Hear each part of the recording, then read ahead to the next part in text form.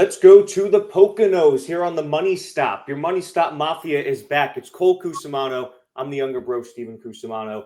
Coming off of Mexico City, Cole, this was a race last week that we had no idea what to expect, or at least that's what we thought. We thought we had no idea what to expect, but the week we just had at Mexico City, not that we were actually there, but the week that we predicted, the analysis we gave, man, if you listen to that, you banked out. This was one of our most successful races ever. What was it? All of the top 3 drivers. We had the race winner. We had 4 of the top 5, 7 of the top 10, 9 of the top 12 drivers. And we named 12 drivers every episode. The only 3 we mentioned that didn't finish in the top 12 were in the bottom 4, which means that they crashed and actually, had a fluky race. So this was never in my possibility of outcomes this week at Mexico City. And Shane Van Gisbergen, of course, your pick to win, was the winner. So this was a masterclass in every sense of the expression. And I really sound redundant, but we are on an absolute heater right now. 3 weeks in a row, I think, where we've had insane success. And to do it at a track where NASCAR hasn't been since the 50s is unheard of. Honestly, this, once again, I feel like we're using the word pretty liberally here, masterclass, but that's exactly what it was in every sense of the word. Triple header of masterclasses at that, going all the way back to Nashville. And there's a reason why, if you're watching on SpeedFreaks YouTube channel, I'm wearing the green. I got the green walls. It's because we have been money-making machines here at the Money Stop. Just absolute domination. And I just can't say enough great things about the analysis. Again, complete unknown in Mexico City. Did a really deep dive in the road course racing stats. Obviously had all the confidence in the world in SVG to go out there and get the job done with the incoming weather, which it did indeed play a factor. And for that, hopefully you did tell us once again, because if you did, there is a strong likelihood that you made a ton of cash from Mexico. But looking ahead now to Pocono, the track that's so-called the Tricky Triangle, won't be that here for us here at the most important NASCAR betting stop of the day because, as we've seen all season, but especially the last 3 weeks, betting advice given out by us is almost a guarantee to bring you some cash on Sunday. Yeah, there's no tricking the Money Stop. I don't care how tricky that triangle is. This is the 5th year of this podcast. And this has been I feel like every single year and every single week has been more successful than the last one. So hopefully you're charging along with us. And as we move on to sort of the halfway point of the season, Cole, Pocono is when it feels to summer to me. Like I feel like when the Pocono race happens, the broadcast shifts to TNT, kind of just feels like it's summertime, right? So before we move to Pocono officially, let's just run through this top 13 real quick because it's just incredible to think about the way this played out. SVG dominated, won the race, and one of the largest margins of victory we've ever seen, especially in modern NASCAR history.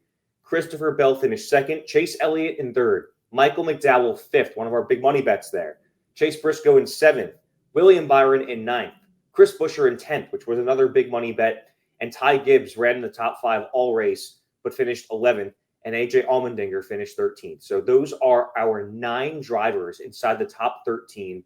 That is just an incredible, incredible week of predictions at a track we had never been to.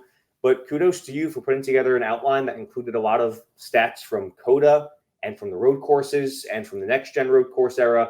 It really helped out in a major way. So as we go to a track we've seen many times, Cole, Pocono, we're going to find out the starting lineup, 1:45 Eastern time on Saturday. And as we take a look at these pre-qualifying odds, Denny Hamlin is the favorite to win the race at plus 475.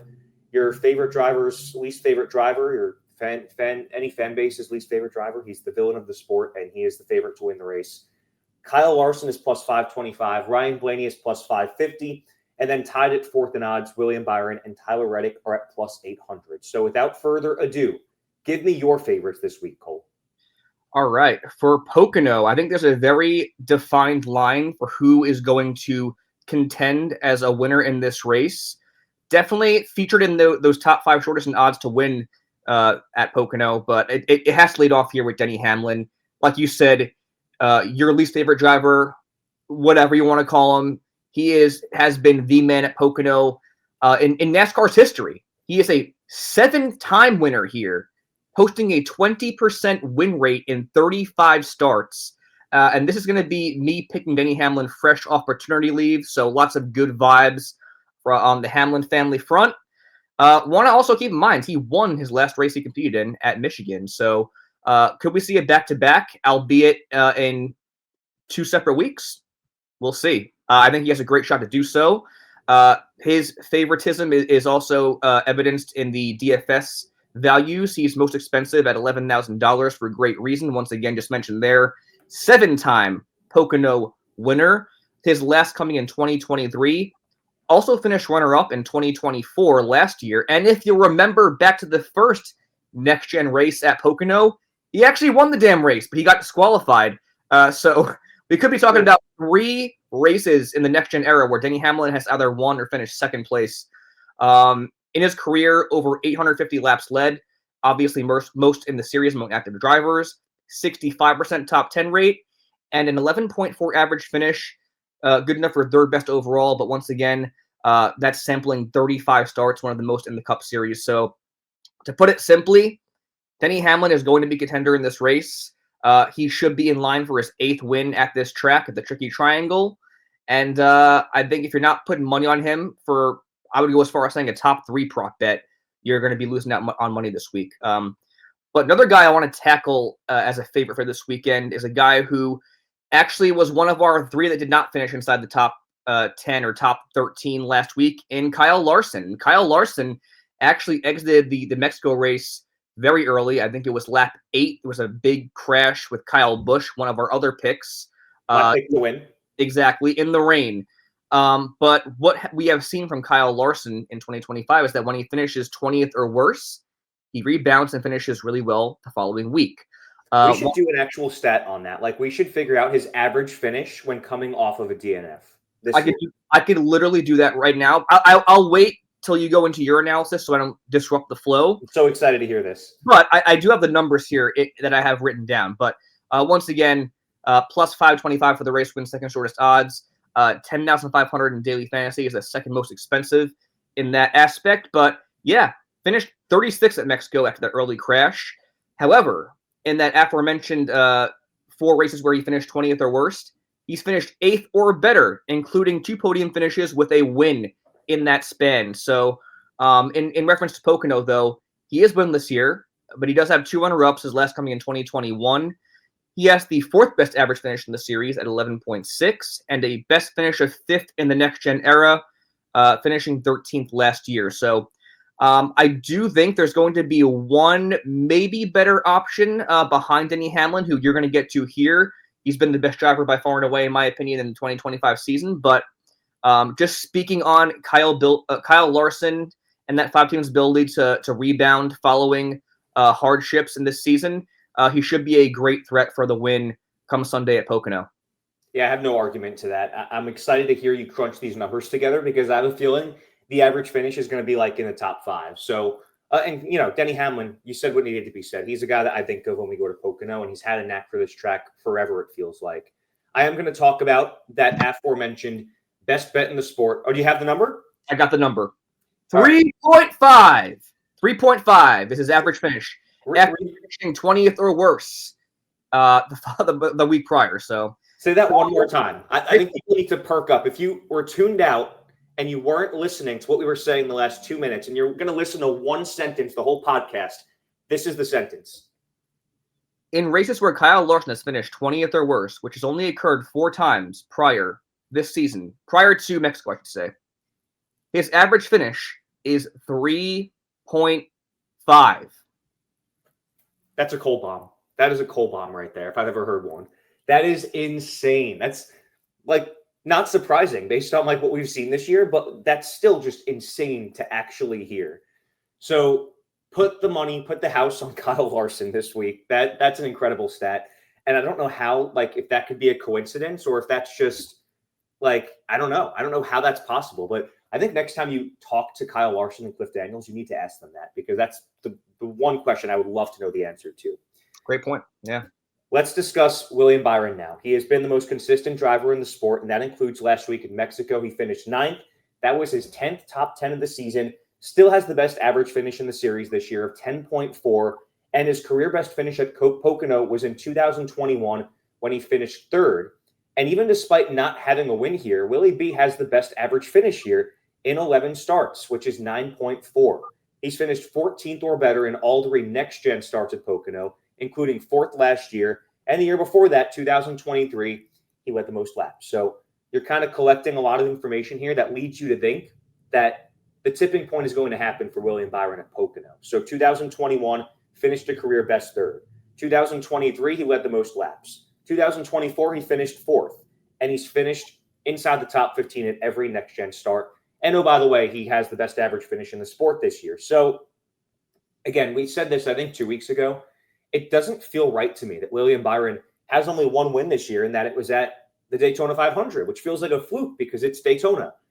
I don't think that's going to be the case when the playoffs start. I think you're going to see William Byron go on one of these runs like Christopher Bell or Kyle Larson or Denny Hamlin went on. I feel like after those top 4 drivers, there's a pretty significant drop-off in, I guess, the dominance of that tier 1 in the sport right now. I don't know if there's anyone I'm missing from that first tier, but William Byron's in it in spite of the fact he's only won one race. And I feel like we go to all these tracks and we say, he's run really well here, but he doesn't have the win here. And I think that we're going to start saying going forward, William Byron does have a win here. And I think it starts this week at Pocono. I think he's a shoe-in for the win at plus 800 and 10,400 in DFS. So I've got my eyes on William Byron every week, including this week. And when I think of Pocono, Cole, one of the drivers I think of course, is Ryan Blaney, who had his first career win at Pocono in 2017. He also finished here last year as the winner in 2024, coming off a quiet day at Mexico City. But for Ryan Blaney, this wasn't a track at Mexico City that we were really expecting much out of him at. We go to road courses. He's not a name we typically mention.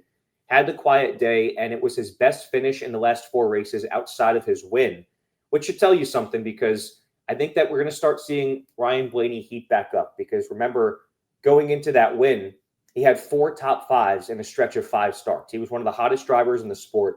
I don't consider him in that tier 1 of drivers I just mentioned, but when he is at his best, he's in that top tier. He's just not quite there yet. He's on a little bit of a cold stretch, but you can start to see him maybe breaking out of it with that 14th place finish at Mexico last week. So starting to see signs of him coming out of this miniature slump, going to the site of his first win, going to the site of one of his wins last year. He has top 10s in 7 out of 15 starts at Pocono, the 5th best average finish in the sport at this track of 13.4, and that includes 1 DNF. So it's always been one of his best tracks. That's why he's plus 550 for the win.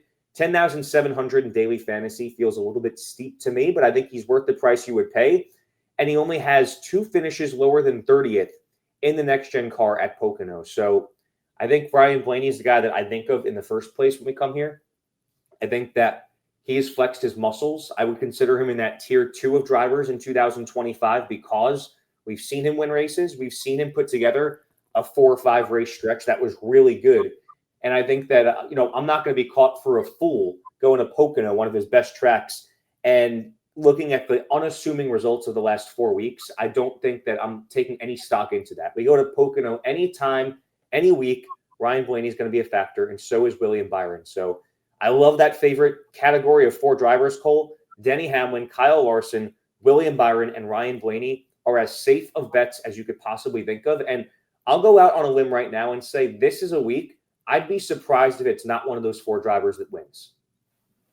Absolutely. No, I agree. Like I said, I think there's a very defined line here this weekend in who's going to win this race. It is going to be one of those 4 drivers, barring any insane overtimes, multi-car wrecks, which we have seen at Pocono as of recently. So it's very possible, but going based off how this race should play out naturally, which again, in the history of Pocono, we have seen a lot of green flag racing, not a whole lot of cautions. These are the 4 drivers that definitely should end up in victory lane when it's all said and done. Let's talk sleepers here, Cole. I guess I'd go first here because I just finished talking about one of the Hendrick Chevys. I might as well talk about the other 2. Talking about sleepers, Alex Bowman was a guy that really surprised us last week, coming off a very strong top 10 day at or did he finish top 5? Was he our driver that he finished 4th? Yep. He was the only driver that finished in the top 5 that we didn't predict. So when Alex Bowman is putting up results like that, it should pique your curiosity, because when he's on, he's one of the best drivers in the sport. And I want to talk about his chances this week at Pocono at plus 3,500 for the race win. Not only is he a sleeper, he feels like a really good value too. 7,400 in daily fantasy, also a really good value. And this fourth place finish at Mexico came basically out of nowhere. He had 3 straight finishes outside the top 29. He's also a former race winner at Pocono in 2021. And last year he finished 3rd, which was his best finish since that win. Last 6 starts at Pocono, he has an average finish of 9.2. That includes 4 top 10s in his last 6 starts. And prior to that, his other 9 starts were not good. He had a 22.8 average finish that only included 1 top 10 in those other 9 starts. So Alex Bowman coming off a really strong day that I was definitely not expecting at Pocono. Neither of us were expecting. He was one of the only guys that proved us wrong last week. He finished 4th, and I think we're going to start to see him come out of that 3-race skid that was definitely a poor slump entering Mexico at one of his better tracks. So Alex Bowman is a guy I've definitely got my eyes on, and I'm looking at his top 10 bet as something that's enticing to me. I'm looking at his top 5 bet as something that's enticing to me. I love the idea of the Hendrick Chevys this week, Cole, and that includes Chase Elliott, who regained a little bit more of my confidence last week, because I even mentioned he was your pick to win, and I said that this is going to be a wild card winner. And I guess you could kind of consider SVG a wild card, even though he was the favorite, just because it was his first win of the season. But Chase Elliott was a guy I could have seen winning last week. And I think he needed that result as someone that was at one point in time chasing down the leader. And, if SVG didn't exist, he probably would have had a chance to win this race. And obviously the same for Christopher Bell. Shane Van Gisbergen is just so good on those tracks. But I think Chase Elliott and the 9 team needed that day. Plus 1,500 for the race win, 9,500 in daily fantasy. The race winner odds feel a little steep for a guy that hasn't won a race in quite some time.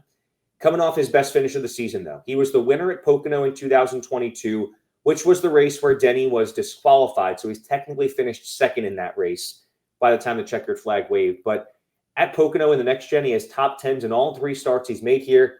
He has only 5 finishes outside the top 10 in 15 starts at Pocono in his career, and an average finish of 13.5 at this track, where he's had only 1 DNF. So Chase Elliott is trending in the right direction. So is Alex Bowman. I think the Hendrick Chevys are about to turn up the heat this summer, starting with this week at Pocono. It starts with Kyle Larson. It continues with William Byron. I want to see Chase Elliott and Alex Bowman get into victory lane as well. I think that it's going to happen. It's going to happen at some point. And again, we don't want to be caught sleeping on these 2 drivers, because we know they're more than capable of getting into victory lane. And I think that as you ratchet up the intensity with only several races to go for the playoffs now, I think that you look at some of these tracks like Pocono, and I think the entire Hendrick stable, including Chase Elliott and Alex Bowman, have it circled on the calendar. So I like those 2 Hendrick Chevys here this week for a potential at a race win, and hopefully, trying to win their way into the playoffs. Yeah, I like both of those drivers a lot. I like that entire Hendrick stable quite a bit. Obviously favoring that 4-car bunch here for sure at Pocono. But I feel like whenever we go here, I think I associate Pocono with the Toyotas. Maybe because it's Denny Hamlin and his 7 wins, but I feel like that manufacturer as a whole really just always has a lot of speed at this track. And one driver in particular that has had a lot of speed as of late, but has not had a lot of speed as a whole in 2025 to kick the year off, is Ty Gibbs. Ty Gibbs, you mentioned Chase Elliott having a great shot at that win, in addition to his teammate Christopher Bell. By the way, Cole, I just have to say, Ty Gibbs has had an awful, awful season. Mm-hmm. But we picked him the last 2 weeks in a row. He's made us look smart 2 weeks in a row. We've been on it. There was no signs of it coming out of the slump. And we highlighted Ty Gibbs. You're highlighting him again. That should say something. Yeah, and for great reason too. I mean, he was I would argue a top 3 car all of last week. He was probably the best car in the Xfinity Series race as well. Just a lot of good things going for that 54 bunch right now. His value for this weekend for race winner is plus 2,000. $8,400 in daily fantasy is a really solid value as well. He finished 11th in that Mexico City race. Had fallen back on the pit cycle, got an untimely caution, and just was not able to follow Chase Elliott on that same cycle through the field to the front. But he led 27 laps in that race. Again, in my opinion, second best car to SVG. That's 1 week following his tied career best finish in third place at Michigan. So lots of good things going for Ty Gibbs as of late. Also want to think back to his Cup debut at Pocono. I was actually in attendance for that race in 2022, where he finished 16th, a very respectable 16th place finish, following that awful wreck by Kurt Busch in qualifying. But in his Cup career at Pocono, 5th in 2023. He had a DNF last year following an engine failure, but he started from the pole, also led 27 laps in that race. So this is a track where Ty Gibbs has had a lot of speed, where, I mean, let's be honest, as a whole, he has not had a whole lot of speed anywhere on the circuit. So when you look at the road courses, he's a guy that you think of for sure. But I think Pocono is also one of those tracks where you also think of Ty Gibbs, factoring in his debut in the Cup Series and just the speed he's had as a whole in his young Cup career. So Ty Gibbs lost momentum on his side. I think he should be a really smart bet for a top 10 and should be a really solid lock, I would say, for daily fantasy, given his current pace. Then my final sleeper, it might ruffle some feathers here because he is the 5th shortest in odds for the race win, but I think we have to mention Tyler Reddick for a few reasons this weekend. Again, plus 800 for the race win and $9,900 in daily fantasy. And why is Tyler Reddick a sleeper? And why should he be approached this way when betting? In my opinion, there has arguably been no more disappointing driver in 2025 than Tyler Reddick following his Championship 4 appearance last year. I've just seen a very uninspiring effort and performance from this 45 bunch the entire season. 20th place at Mexico, complete non-factor for a driver who has been one of the best on those tracks, the road courses in the next-gen era. This marked also back-to-back finishes outside the top 10 for that 45 bunch. He also only has 5 top 10s in 16 starts this season. So, to put it simply, this is more of a cautionary tale for Tyler Reddick. In my opinion, like we said with Kyle Busch, guys like Brad Keselowski, even Ty Gibbs at one point or another, this will be a make or break race from a betting sense for him, because he has had great numbers at Pocono. Plus, again, want to mention Toyota's track record here at the Tricky Triangle. 4 race top 10 streak here, 2 runner-ups, and a 6th place finish, which came in 2024 in the next gen, but only 15 laps led.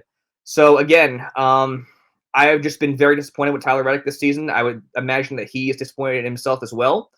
But I think we'd be remiss not to mention him as a top 5 driver in the odds for the race win and having stats like 2 runner-ups and a 6th place finish in the next gen at this track.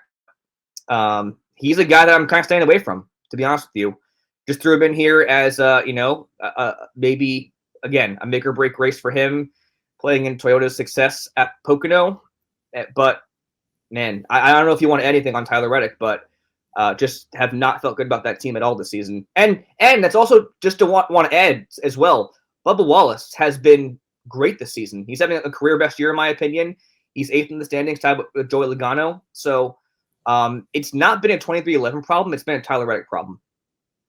Yeah, it's a good point. I mean, it's something that, like you said, I feel like that's been one of the more under-the-radar storylines this year was like Tyler Reddick was the breakout star pretty much last year. Not to say he didn't break out before last year, but to be in the Championship 4 obviously makes you think that you're going to expect more results like that this year at the tracks that you expect them at. And we just haven't seen it. Like a track at Mexico City where you probably would have expected that. And I think the fact that he is still listed at top 5 in odds in spite of what a bad and I guess disappointing year it's been for Tyler Reddick should probably tell you something. That's why I understand your reasoning of him being a sleeper, because he's not in that top tier of the 4 drivers we mentioned for this week, but he's probably someone that still does need to be mentioned because he's still Tyler Reddick and he still has these really good numbers at the Tricky Triangle. So I'm with you. I feel like I need to see it to believe it. He's not someone that I'm spending any money on until I do see it. A lot like I've said before about various other drivers. Like I just need to see a solid body of work before I'm buying in any stock to Tyler Reddick. So I'm out on him for now, but I understand your reasoning for picking him this week. So our sleepers, Chase Elliott, Alex Bowman, Ty Gibbs, and Tyler Reddick. Moving to value picks here, Cole. Let's discuss some drivers that have a very outside chance of the win, but have some of the best values in the field based on where they are in daily fantasy and for Vegas. Starting with the guy you just mentioned, Bubba Wallace is having himself the best year of his Cup Series career. A 12th place finish at Mexico last week. He's plus 2,200 for the race win this week and 7,500 in daily fantasy. Feels like a good value. He's coming off of 3 straight top 12 finishes. He has a 5-race top 15 streak at Pocono, and his best career finish here of 5th came in 2021. He's never finished worse than 11th here at Pocono in the next-gen car, and he finished 10th here a year ago, 8th in 2022. So you're looking at some results for Bubba Wallace that are rock solid. For a guy that in his career, these are numbers that are above his career average. So that tells you Pocono is one of his better tracks. And this is kind of the logic we've been using all year with Bubba, right? Is that this has been an up year for that 23 bunch. And on top of that, this is one of his better tracks to begin with. So you combine an up year to begin with, one of his better tracks to begin with, you can expect a top 10. And I'm definitely keyed in on his top 10 results in terms of prop bets this week. So I like Bubba Wallace. And I also am pretty bullish on Brad Keselowski, who's plus 2,000 for the race win, 8,600 in DFS. Did not have a good day at Mexico, finished 25th.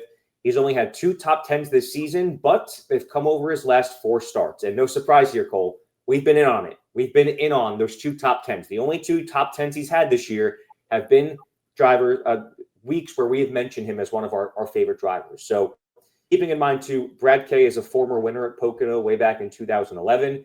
He has a 59% top 10 rate here, only 1 DNF, and he has an average finish of 10.8 in 27 starts, which is one of the most amounts of starts in the field, and it's the second best average finish in the field. So this has long been one of the most consistent tracks on the circuit for Brad K. He is coming off a 7th place finish here last year with 20 laps led. It was one of the races last year where he had one of his better chances at a race win. And he has 9 races in a row going into this one at Pocono with 16th or better finishes. So he knows how to keep the nose clean here. He knows how to run a good race at Pocono. We've seen it time and time again, even going back to his time when he was still with Penske. And I think, in a down year for Brad K, who's been one of the other big disappointments this year, you're looking for anything you can cling on to as far as good results here in his past that could potentially result in a sleeper and a value pick this week. And plus 2,000 and 8,600 in DFS definitely piques my interest with Brad K this week. Give me Brad Keselowski and give me Bubba Wallace as my 2 favorite value picks this week. Yeah, those are 2 big names with a high ceiling, I would say, for this weekend. I think in regard to Brad Keselowski, we have begun to use him very sparingly in the, I guess, second half of what we've seen so far in 2025. And like you said, when we have picked him as of late, he's typically done very well, whether that is finishing these things off or at least running up front and having the speed to contend. And one thing I found very interesting is I do my green flag stats every weekend. Brad Keselowski, although he finished 25th last week, which, again, it's a solid effort for a team that has struggled mightily on the road courses. That was the 3rd time in 2025, the most in the series this season, where he's passed the most cars under green flag. So the team has had speed. We've seen it. Like he has top 10 pace. It's been a matter of finishing these things off, and the luck has just been really bad. But I think having those 2 top 10s, his only 2 top 10s this season over his last 4 starts, is something you can have some confidence in when wanting or wagering to put money on Brad Keselowski for this as a prop or whatever going into the weekends. So Bubba Wallace, again, big fan of him this weekend. His top 10 props, one that I'm going to be definitely looking at for big money bets. But I'm looking at 2 drivers that have been really, honestly, big surprises in 2025. And although they may have flown under the radar to begin the year, they've been making waves as of late as pretty much perennial value picks. And the name that comes to mind when I say that is obviously Ryan Preece. Plus 4,000 for the race win, $7,000 in daily fantasy is a great value. He's coming off his 8th top 15 of the season at Mexico. That's half the starts in 2025. So he's been a really awesome driver this season, and he's still being valued like a value pick. $7,000 daily fantasy, $4,000 for the race win. Love those numbers there. He's finished top 15 in 4 of his last 5 starts with 3 top 10s in that span. So he's been just rattling off really good results here as of late. He has a best finish of 8th at Pocono, which happened in 2021. Outside of that, just want to throw all of the prior stats out the window because he's just been Mr. Reliable in 2025 from a value pick sense. So not much else that needs to be said about Ryan Preece in terms of being a value pick. So he's a guy that he's kind of like been a safety net for us, and I think a guy that a lot of people can rely on for daily fantasy or even top 5 props each week. But another guy that's been making waves, and I mean the organization that's been making waves a lot as of late has been Eric Jones' Legacy Motor Club. Walking away with a respectable 17th place finish at Mexico City, a discipline and road courses that he's really not that great on. And his buddy, his teammate, John Hunter Nemechek, also had a top 10 in this race. So that's a stable and a driver in Eric Jones I'm looking at for this week as a really solid bet. Plus 6,000 for the race win.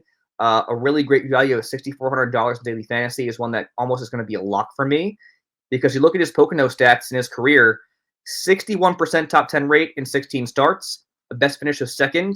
He finished 14th last year with 9th place finishes in both his other next-gen starts. So just a guy that's had a great handle on the tricky triangle. And again, we say it every time we mention Eric Jones, I feel like. Whenever he has done well historically at a track, it's a track that he's going to run well at no matter what. So I love Eric Jones. I love Ryan Preece. And I also love Bubba Wallace and Brad Keselowski for this weekend as a good value picks.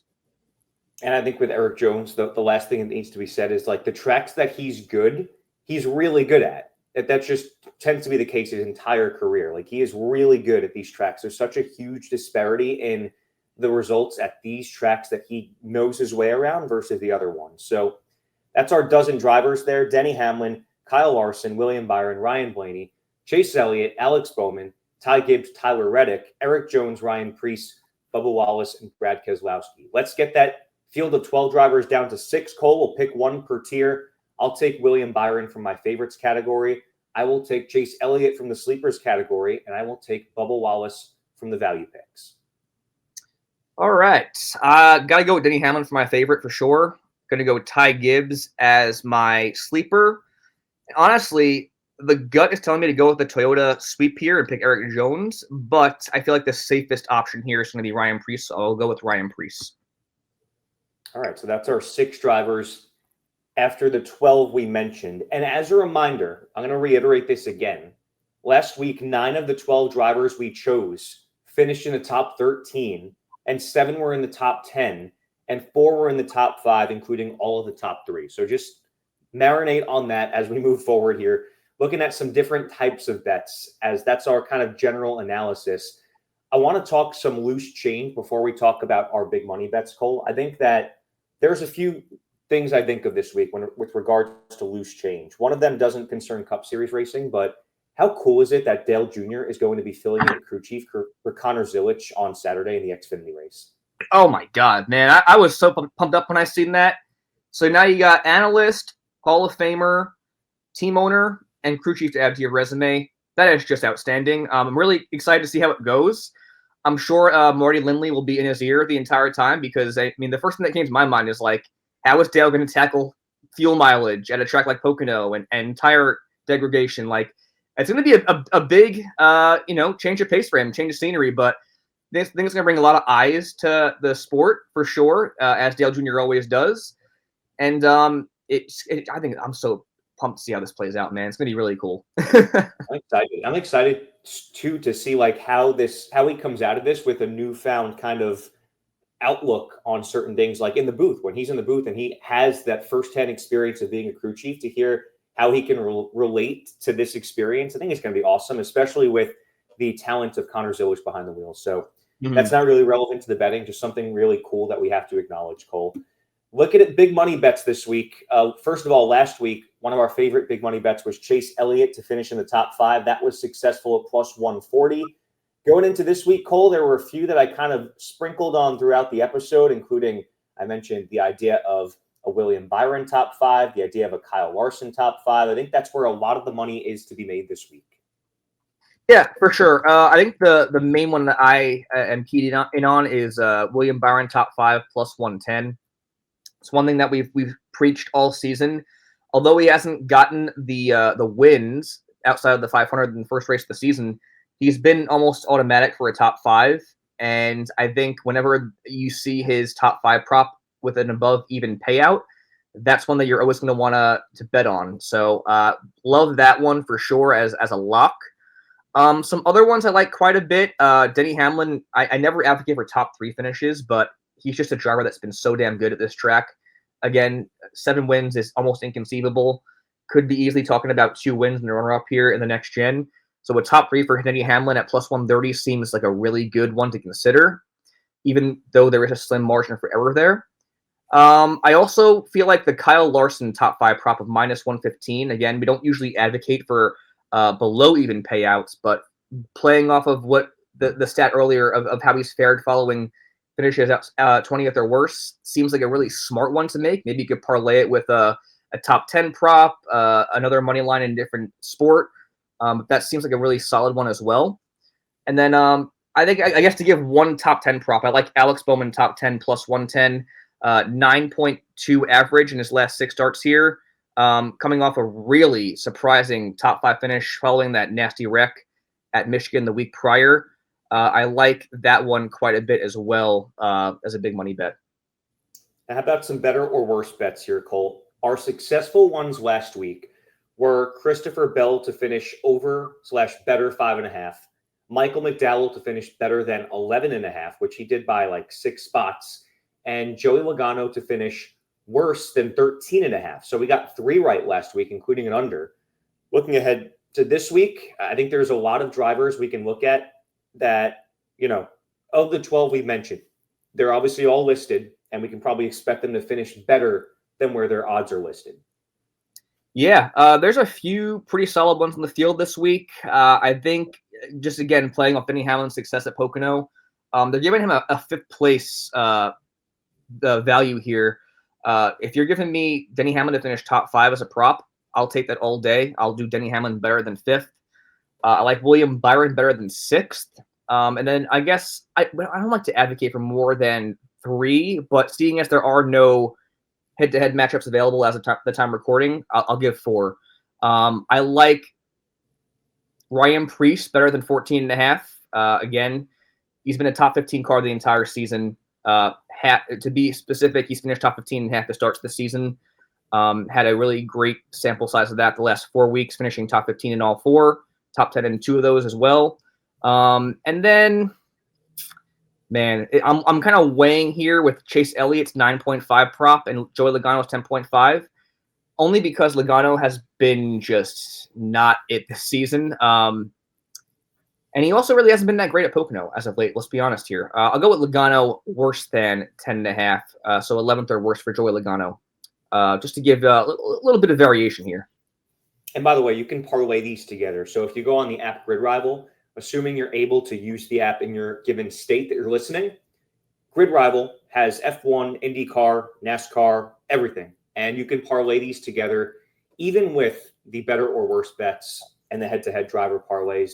It doesn't matter. That's another way to make money based on everything we're telling you. The other is, of course, a mainstream way of betting NASCAR, maybe the most mainstream way of betting NASCAR, and that is daily fantasy. We've been talking up all these driver values throughout the course of the episode. Wrap all that up, put a bow on it here, Cole. Our DFS lineup includes Denny Hamlin, Chase Elliott, Ty Gibbs, Bubba Wallace, Ryan Preece, and Eric Jones. So it's 6 drivers we've mentioned, and with good reason, because there's some good value to be had this week. Yeah, I'm actually very pleased with this lineup here. Don't want to go too deep into it because we did pretty much harp on all 6 of these drivers as ones that we felt really great about for all the statistical reasons and just momentum aspect of things for certain drivers. But I think if there is a way to get Denny Hamlin in your lineup as the ace, that's going to be the way that you make the most profit.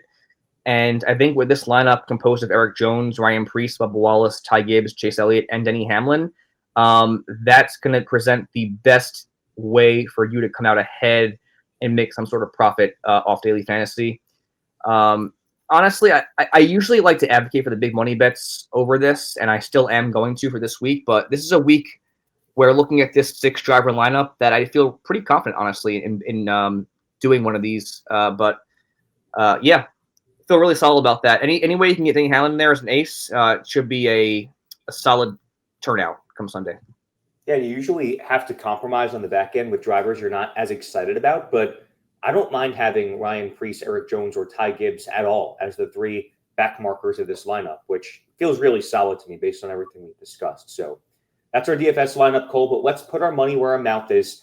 The unofficial start of summer in my book, and well, let's be honest, actually, summer starts this weekend. So this is actually the official start of summer. It's not a coincidence that it feels like summer when we go to Pocono. June 21st is when summer begins. The race takes place on what, June 22nd? So as we pick our race winner picks, first race of summer, you've got first dibs this week. Who you got? Easy money, Denny Hamlin. Again, there's a very, very slim margin for, I think, the drivers that are going to contend for this win. But no one poses a better, I guess, a better way of getting to victory lane than Denny Hamlin with the 7 wins. Again, could very easily be talking about 2 wins and 1 runner-up in the next gen. Not much else has to be said. So Denny Hamlin's by far and away my pick for race winner this week. I tend to agree with you. I think that if I had first pick, it would have been hard to not pick Denny.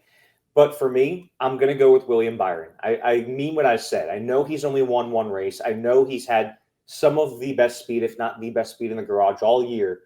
And I really, truly believe that the wins are going to come, and they're going to come in bunches. And I think that they're going to start coming at tracks that he has had really good success at in his past, despite not having a win, like Pocono. So I like William Byron this week. It just feels like this is the week where it's all going to come together for that 24 team. I'm going to get William Byron in victory lane. And for my sleeper, I'm going to go with Alex Bowman, the 48. I love where Hendrick is at right now. Again, I really believe that the success is about to come with the Hendrick Chevys during the summer months. I think it's going to start this week. I could see either one of those 2 drivers holding a checkered flag by the end of Sunday. Yeah, no, I definitely agree. For me, I know I mentioned Kyle Larson during my favorites analysis, but in my opinion, I think William Byron is would be my second choice for race winner. And I'd be very surprised if both those drivers did not finish within the top 3. My sleeper is going to be Eric Jones. I know I chose Ryan Preece as a safer option when narrowing down the 6 drivers between us 2. But I also said that my gut's telling me Eric Jones. And I just feel like I can envision an Eric Jones top 10 this weekend. He's had a lot of speed as of late. The whole LMC organization has as well with John Hunter Nemechek. And just to give you, I guess, another number to kind of consider for this weekend, Eric Jones is plus 200 for a top 10 finish per DraftKings. So do with that what you will. But my winner is going to be Denny Hamlin, and my sleeper is going to be Eric Jones. Yeah, I know what I'm going to do with that. I really like the idea of Eric Jones this week, too. So we're on the same page about a lot this week. We're brothers. That doesn't happen a lot. We're not on the same page about things very often. But this week we are. And this is, these last 3 weeks have probably been as successful of a 3-race stretch as we've ever had on this show. And I feel like we've said that a few times this year and last year. Like, the success is getting exponentially better. And at some point, people are going to have to take notice. Like, the proof is in the pudding.